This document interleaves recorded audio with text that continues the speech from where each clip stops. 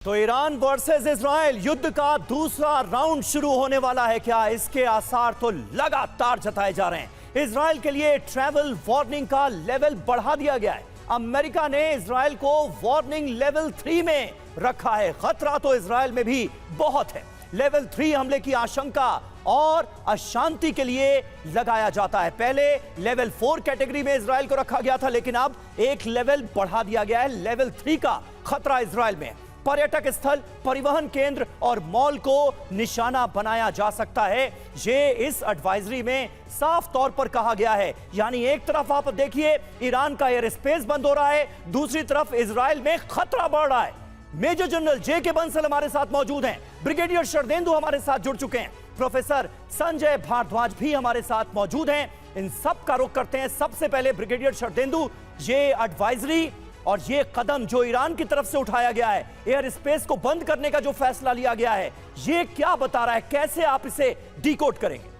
देखिए, सबसे पहले तो मैं बताना चाहूंगा कि ईरान की मंशा इस युद्ध को और बढ़ाने की नहीं है, लेकिन उसने तमाम तरीके के प्रिकॉशनरी मेजर्स लिए हैं। उसका न्यूक्लियर प्रोग्राम जो है वो इंटैक्ट है और वो जरूर उसको सेटबैक लगाए, लेकिन उसने अपना न्यूक्लियर प्लान को गिव अप नहीं किया। और साथ में एक उसमें कवर स्टोरी दी है कि उनका जो न्यूक्लियर प्लान है वो पीसफुल पर्पसेस के लिए होगा।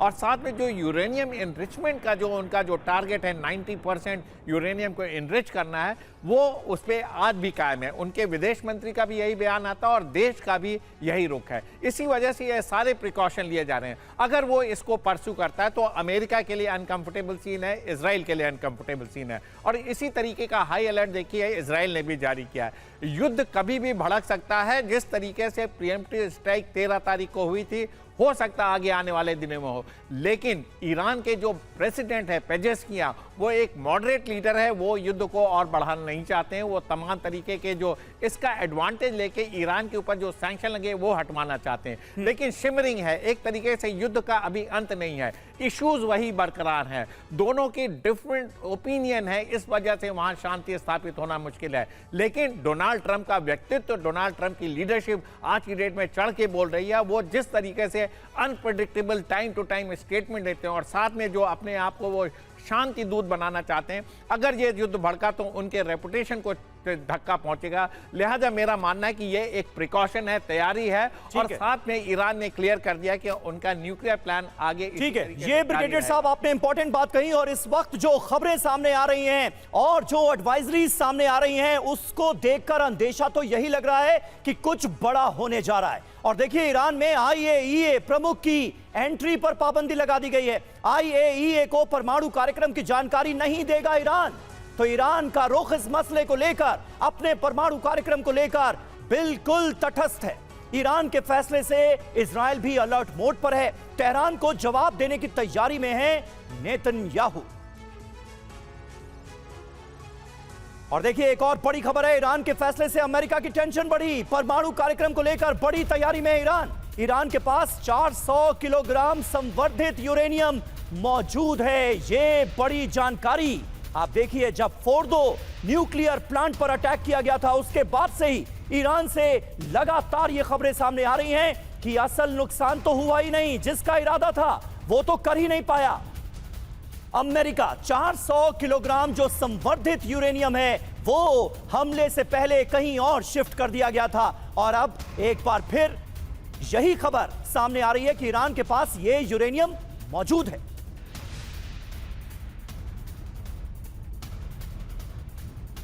तो आप देखिए, परमाणु हथियार बनाने की तरफ बहुत तेजी के साथ ईरान बढ़ता हुआ नजर आ रहा है। खबर क्या है? IAEA से सहयोग पूरी तरह से खत्म कर दिया है ईरान ने। ईरान में IAEA की एंट्री को बंद कर दिया गया है। IAEA प्रमुख को, यानी कि राफेल ग्रॉसी को ईरान में अब एंट्री नहीं होगी। परमाणु अड्डों पर दौरे की मंजूरी नहीं होगी। अब इसका असर क्या होगा? परमाणु हथियार बनाने की आशंका बढ़ गई है। अमेरिका इजराइल से तनाव और बढ़ेगा। ईरान पर किसी भी वक्त फिर से हमला हो सकता है। मध्य पूर्व में दोबारा से बड़ी जंग का खतरा महसूस किया जा रहा है। तो यह सब कुछ होता हुआ नजर आ रहा है। और IAEA की जो एंट्री, इसके बैन का मतलब क्या और क्या इसको लेकर अमेरिका और आक्रामक हो सकता है? संजय भारद्वाज सर, मुझे एक बात बताइए, सबसे बड़ा तो खतरा अमेरिका और इजराइल ने ईरान के परमाणु कार्यक्रम को माना और अब ईरान वही कर रहा है जो अमेरिका और इजराइल नहीं चाहते। आईएईए की एंट्री को बैन किया जा रहा और खबर यह इसका मकसद है परमाणु हथियार बनाना। क्या अगला कदम हो सकता है अमेरिका और इजराइल का ऐसी सूरत में? देखिए, पहली बात तो कि जिस तरीके के कॉन्फ्लिक्ट चल रहे हैं इजराइल और ईरान के बीच या अमेरिका और ईरान के बीच में, वो उसका जो न्यूक्लियर प्रोग्राम है उसको एलिमिनेट करना, उसको उस थ्रेट को एलिमिनेट करना।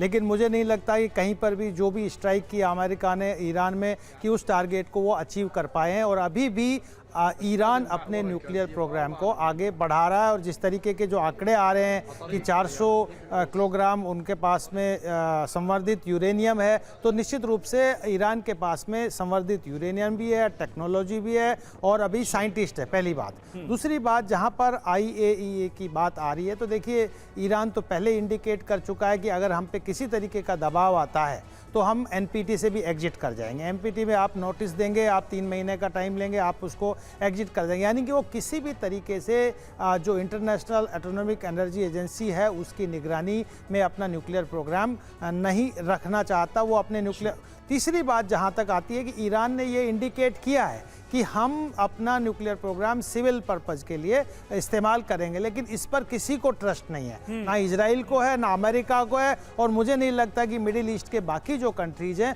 उनको भी ट्रस्ट है। तो जब तक इस थ्रेट को पूरा एलिमिनेट नहीं कर देंगे तब तक ये खतरा बरकरार रहेगा। और अमेरिका और ईरान तो खुलकर ये कह रहा है कि वो अपना परमाणु कार्यक्रम जारी रखेगा। आईएईए की भी दखलंदाजी अब ईरान को मंजूर नहीं है।